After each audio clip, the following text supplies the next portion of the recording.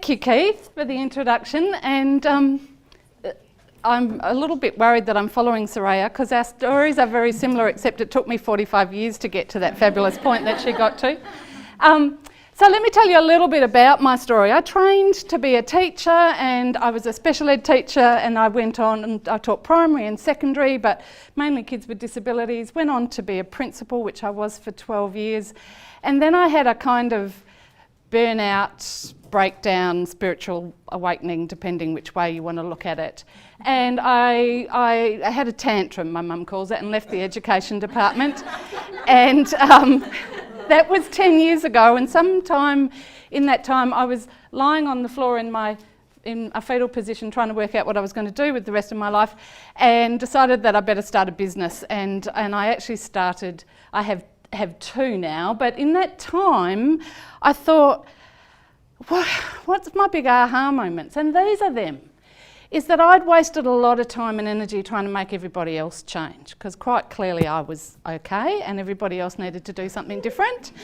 And I learned you can't change other people, you can only change yourself. And the second thing that I learnt in my kind of self-discovery journey, and I've been and done lots of things in that 10 years, is that there's a complete science dedicated to helping people be the best that they could be, and I can't believe that we don't teach it to people, but it's pretty young. So it's the science of positive psychology. It's it's just over 20 years old. It's younger than the internet, and it came about because Martin Seligman, Professor Martin Seligman had spent 30 or 40 years studying dysfunction, what made people mentally unwell, what made people sick, what caused depression. His famous work is about learned helplessness, and he said if you could teach kids to be helpless or teach people to be helpless, then maybe you could teach them to be optimistic. So it's the scientific study of optimal human flourishing.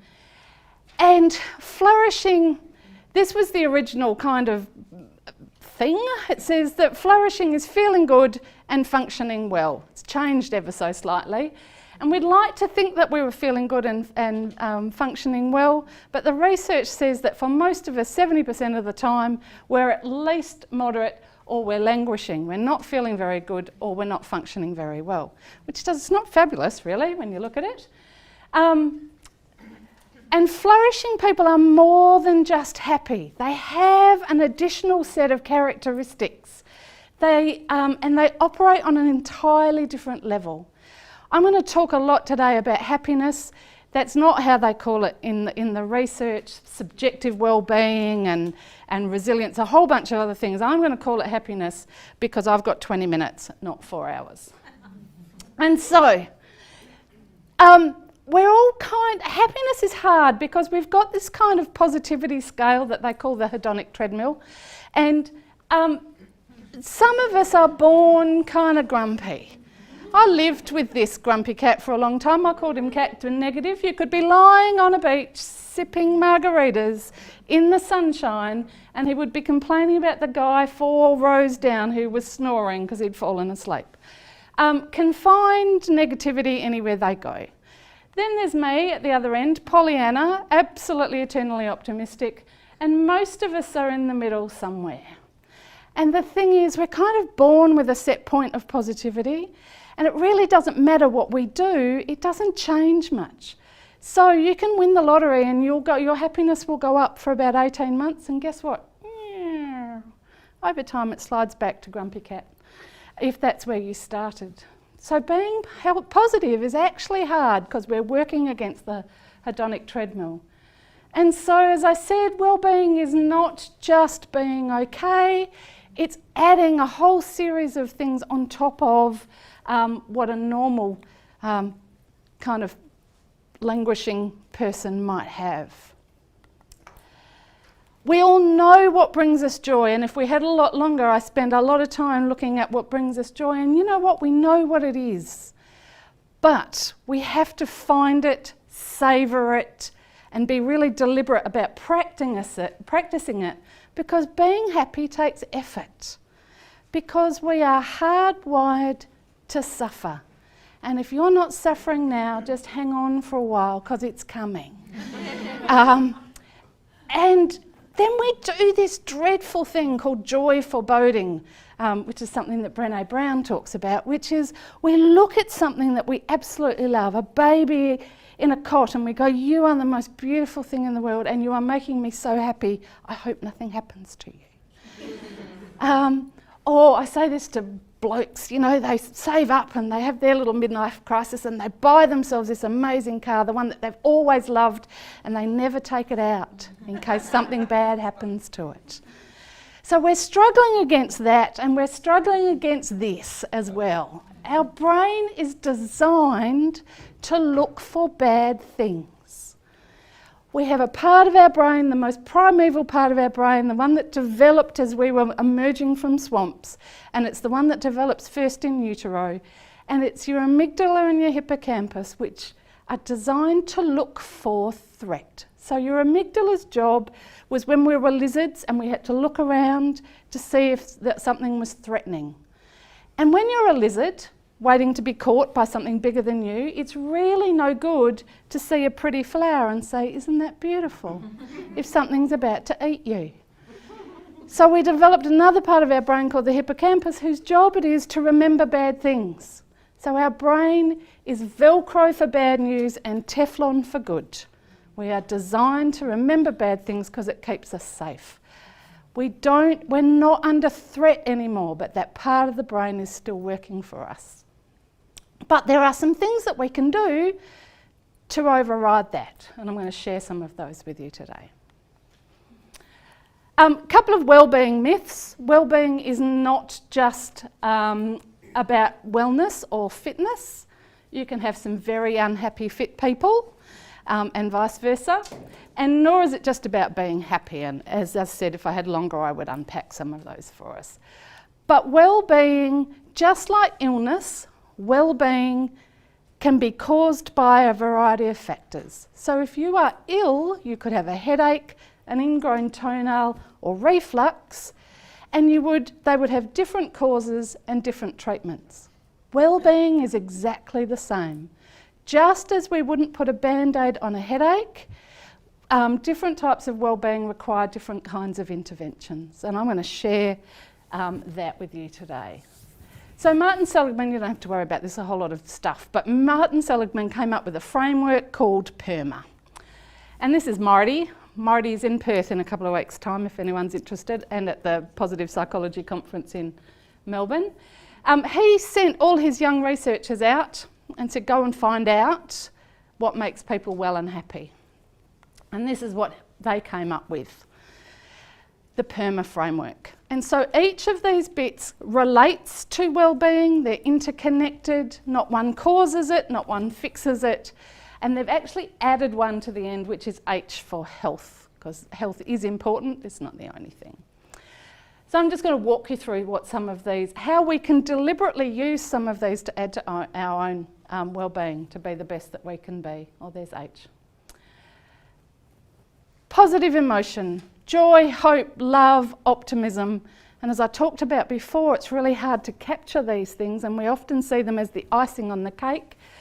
But people under the influence of positivity are more flexible in their thinking, more tolerant of other people. They have a larger thought-action repertoire, so they're better when things go wrong. So finding joy and hanging on to it is actually really important. And the strategy that you're probably aware of, and that is probably gets a bit of bad press, but has some really good research behind it, is the notion of gratitude. So the simple act of saying 3 things you're grateful for and why can increase your happiness and decrease depressive symptoms if you practice this as a skill day after day. At least 7 days, but up to 30 days. By 30 days, it's become a bit of a habit and you'll do it anyway. In the beginning, you'll be thankful for your family and you'll be thankful for your friends and just big generic things. And by the end, you start looking for things to be grateful for. So at the moment, if I was you, I'd be really grateful that you had a chair, because otherwise you'd all be standing up. And when we find little things to be joyful about, so important.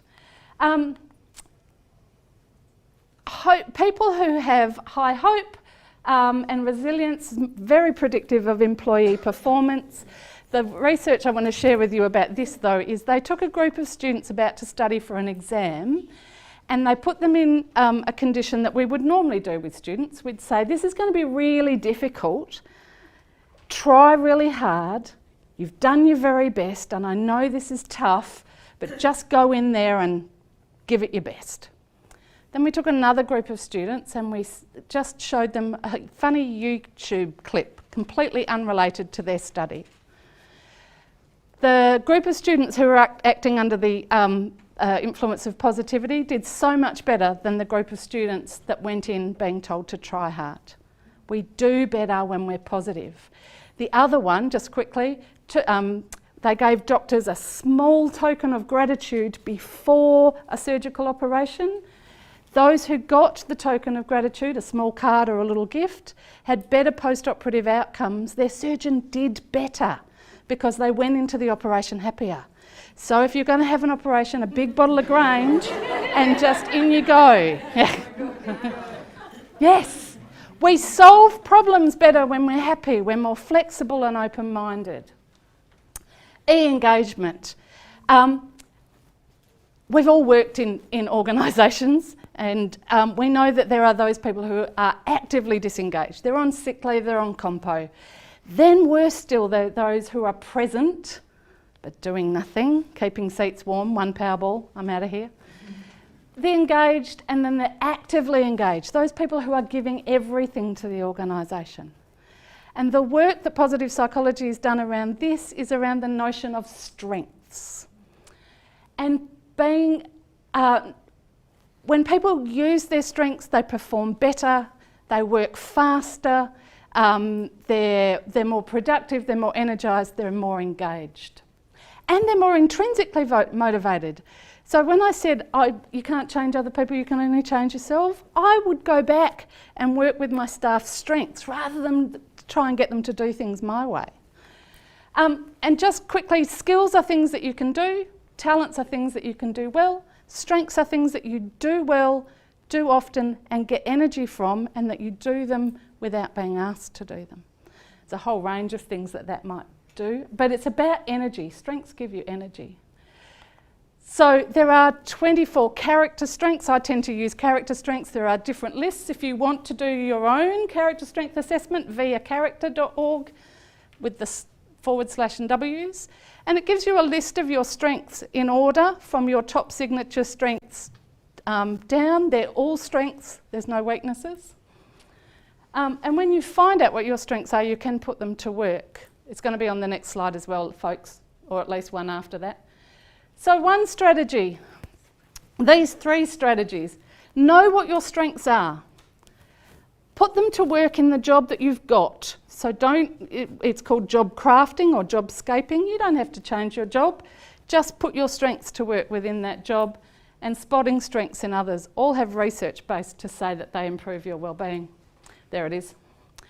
Real paradigm shift. Oh my lordy. Okay. Positive relationships, we all know that it makes a difference. If you want to know what's going to predict how long you live, it's not whether or not you smoke, it's not whether or not you exercise, it's the quality of your relationships. Top predictor out of 101 things they studied for. Build quality relationships, and we spend a lot of time at work, so make sure you do some of that. So meaning, we all know we do better if we're contributing to something bigger than us. So if we feel pretty shitty, find something that you do in your job that says, how is this contributing to somebody else's life, making it better for them? And likewise, achievement.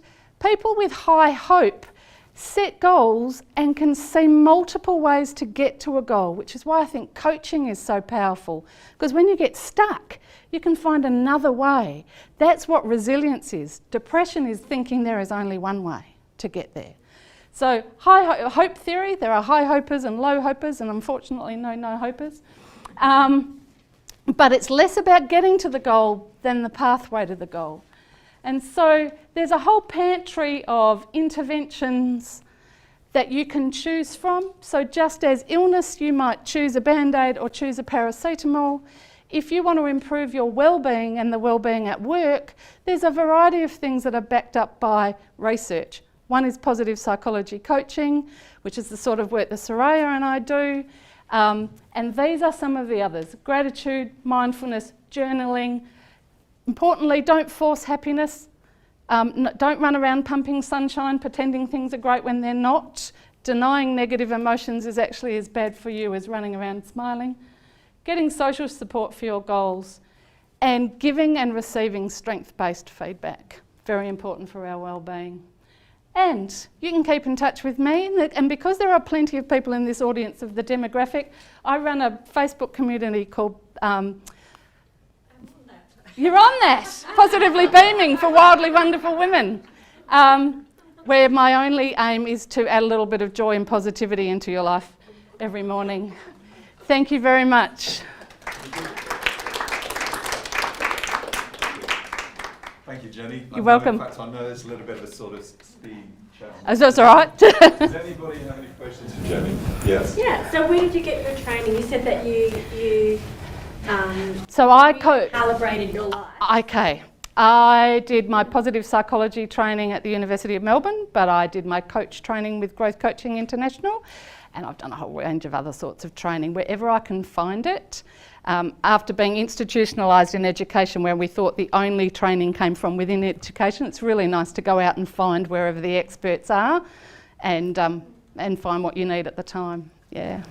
Do you see this moving into like the primary healthcare field? It's certainly moved into education, so there's a real force called PosEd, and I know in Adelaide that had Martin Seligman as a person in residence, they put it into their healthcare system. And one of the things they've taught people in a hospital is that if you've come within 5 feet of someone, you're to smile. And if you do it within 2 feet, you're taught to say hello, and that has increased staff staff engagement and well-being for patients. So tiny little interventions that cost nothing. Yeah. Any study has been done, or you know of, on the influence of culture on happiness? Yes. Oh, tons. Yeah, there's a whole range. So everything from the work that John Gertzma and Michael D'Antonio did on that became the Athena doctrine, which was about women and leadership and stuff. That there's some real cultural stuff there. But the strengths, they actually sent people across all cultures and what they found was every culture had a word for thanksgiving or gratitude. So those strengths are universal, regardless of your religion or your culture, and there are then other things. So Eastern Europeans have a lower set point of positivity than Mediterranean Europeans. So there are Athena doctrine, the Athena doctrine. Can you give? Thank you. Thank you.